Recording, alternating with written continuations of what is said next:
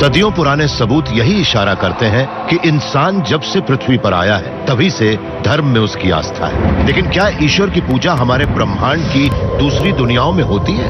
इसका जवाब शायद हमें यहाँ पृथ्वी पर ही मिल जाए। वो जीव जो अपनों की मौत पर मातम करते हैं और वो रोबोट जिन्होंने आध्यात्मिकता को महसूस करना सीख लिया है, या उस इक्वेशन में जो इतनी पावरफुल है कि एक दिन शायद ईश्वर की बात ही खत्म हो जाए। क्या ब्रह्मांड में सिर्फ पृथ्वी ही वो जगह है जहां धर्म है, या ईश्वर की बात एक एलियन कंसेप्ट है?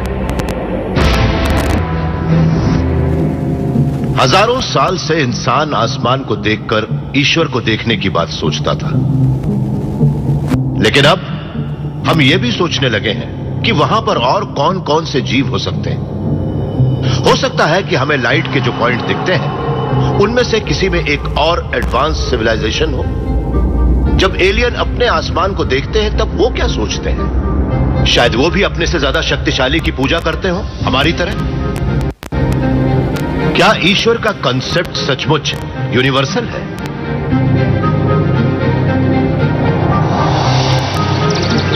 बचपन में मुझे बताया गया था कि बाइबल से मुझे हर उस सवाल के जवाब मिल जाएंगे जो मुझे परेशान करते हैं, जैसे कि मैं यहां क्यों हूं।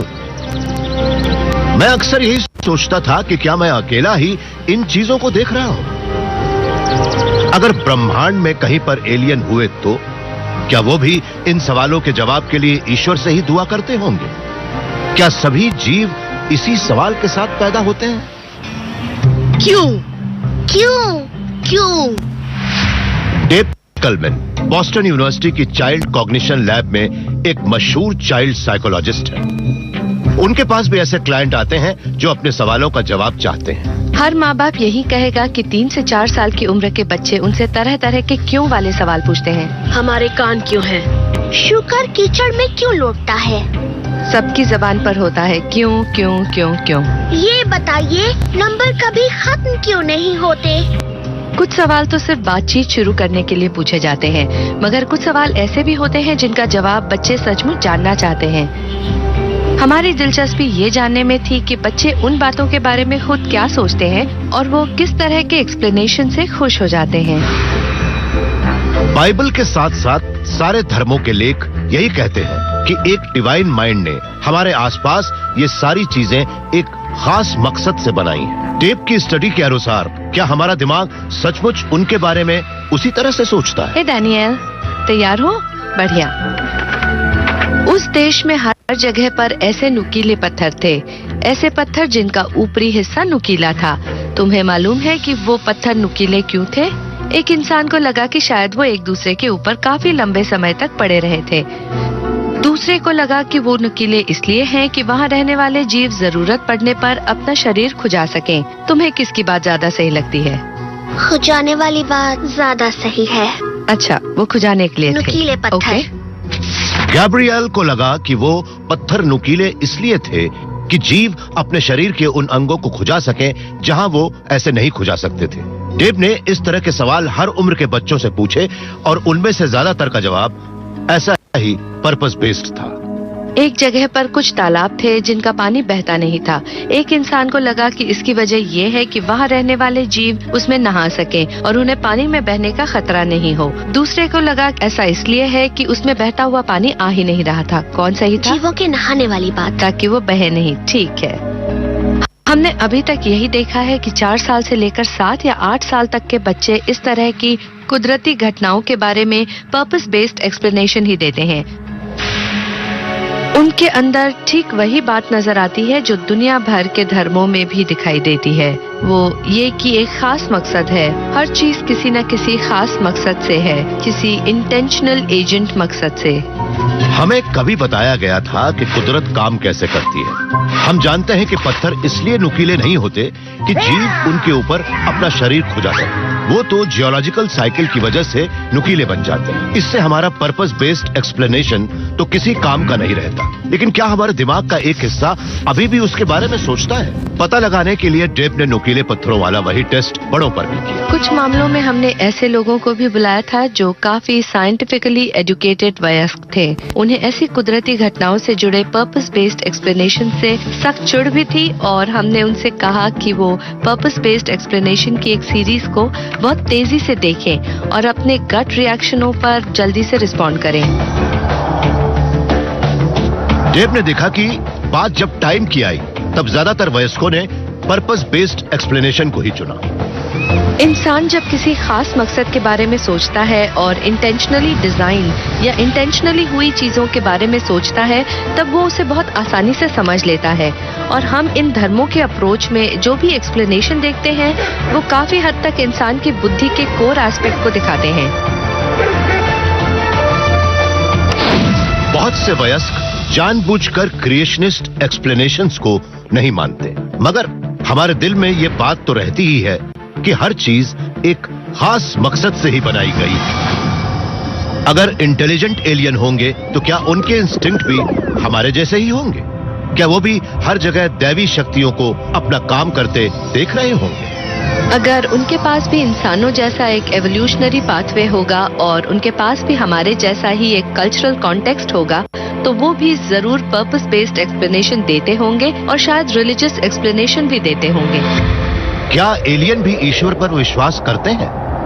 हमें ऐसा इसलिए भी सही लगता है कि पृथ्वी पर रहने वाले कुछ जीवों में इंसानों जैसी भावनाएं दिखाई देती हैं।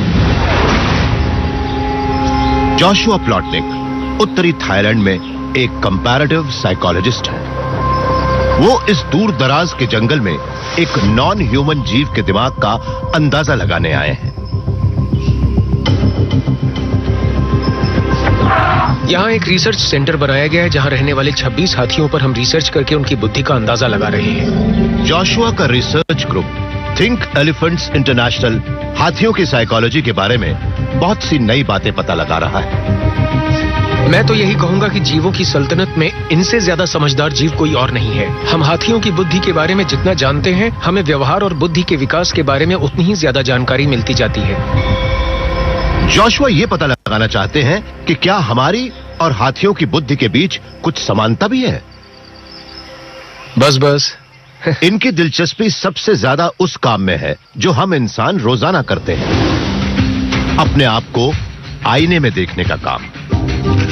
इंसान इस काम पर खास ध्यान नहीं देता, है ना? हम सुबह जागते हैं, दांतों को ब्रश करते हैं, तैयार होते हैं, मगर हमने कभी ये नहीं सोचा कि खुद को आईने में पहचानने की एबिलिटी शायद एक कॉम्प्लेक्स कॉग्निटिव कैपेसिटी है जिसे हम सेल्फ अवेयरनेस कहते हैं। क्या सेल्फ अवेयरनेस सिर्फ इंसानों के पास ही होती है या फिर हाथियों के अंदर भी ये सोफिस्टिकेटेड एबिलिटी होती है? इसका पता लगाने के लिए जोशुआ ने एक एक्सपेरिमेंट शुरू किया है जिसके लिए एक बड़े से आईने की जरूरत पड़ी। ये है सोमजाई, यहीं रहने वाला एक हाथी। ये 20 साल का है और ये आज पहली बार खुद को एक आईने में देखने जा रहा है। जब कोई जीव पहली बार आईने के सामने आता है तो उसे आमतौर पर यही लगता है कि सामने उसके जैसा ही एक और जीव खड़ा है।